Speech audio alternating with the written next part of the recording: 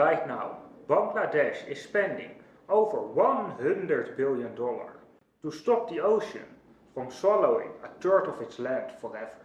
At the heart of this gamble is a mega project so massive it could protect over 15 million people, or go down as one of the most expensive failures in history. As an engineer, I've explored my fair share of ambitious projects, but nothing on this scale. So let's see how Bangladesh plans to fight the sea, and whether it can really work. The danger is so big that even $100 billion plan might not be enough. This is one of the most densely populated areas on planet Earth, and most of these people live right here in low-lying river plains. Bangladesh is crisscrossed by hundreds of rivers. The same water that feeds farms and factories also eat away at the very ground beneath them. And the land? It's so soft, in some places it's already sinking. This river system powers the economy here. Agriculture, factories and ports. But it also makes the land fragile. Monsoons and cyclones can reshape entire coastlines in a matter of months. Sea levels and storms are getting worse. By mid-century, deeper floods could strike more often, and by 2100, entire towns could disappear beneath the tide. Not once, but every year. Lose this land and you don't just lose homes. It could wipe out entire harvests, break supply chains, and trigger economic shocks that ripple across the entire globe. That's why this plan isn't just engineering, it's survival. So let's explore this $100 billion strategy, and why parts of it could save millions, while others might speed up the very disaster it's looking to avoid. What exactly is Bangladesh spending the $100 billion on?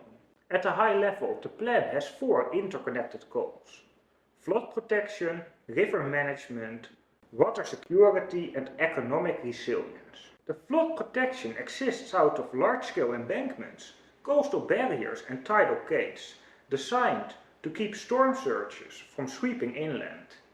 And the river management moves beyond just regular dredging to rerouting entire river branches. Tidal river management and strategic land reclamation, like the Dutch have done before, to stop erosion and stabilize the channels. And third, water security. Through drainage systems, freshwater reservoirs and improved irrigation, they seek to make the water available even in times of crisis to everyone who needs it. And fourth, economic resilience. Through climate-proof transport links, protected industrial zones and policies, they plan to keep trades and factories running even when the floods hit. And crucially, this isn't just a handful of projects, it's planned as a national system. The idea is to integrate engineering, land use and economic policy, so solutions reinforce each other and don't just stand alone. This plan was designed with a century in mind, short-term wins in the next decades, mid-term rebuilding and long-term strategies that look forward towards 2100. And this long-term scope is what sets it apart on a global scale. Most countries only seek to fix what's broken today. Bangladesh is aiming to reshape its entire future, aiming for a future-proof tomorrow. And if you want more breakdowns like this, projects reshaping our future, and how we can engineer a sustainable tomorrow, hit subscribe and let's explore them together. Bangladesh's vision is bold. A climate-proof nation by 2100, protecting 165 million people from floods, storm surges and rising seas. But it's not just about building walls. It's about creating a system where water management, farming, housing and transport all work together in harmony with nature, not against it. Take agriculture. Water levels have to be carefully balanced. Too much flood protection and fields won't get enough water to grow rice. Too little and the crops drown. That delicate balance is at the heart of it all. It's a future where towns aren't just safe from floods. They are built to thrive alongside shifting rivers. But making that vision real means facing massive forces, and some of them don't play by the rules. And here's the hard truth. Most of Bangladesh is less than 5 meters above sea level. And with over 700 constant shifting rivers, the land is like quicksand, always moving, always changing. In some places, rivers have shifted so fast that embankments built just a decade ago are already underwater or useless. And urban growth pushes millions into these very risk zones. Funding is an other hurdle. This isn't a quick fix. It's a century-long gamble that needs steady money, political will and trust across generations. Without that, even the best plans will collapse under their own weight. So how do engineers design for a future that's unpredictable and unforgiving? Let's break down the plans-phased approach. The plan splits into 3 horizons.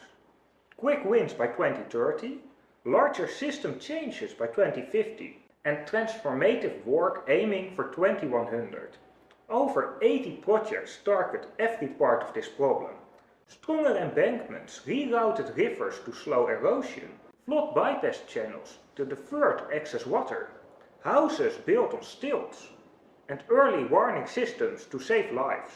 But here's the tough part.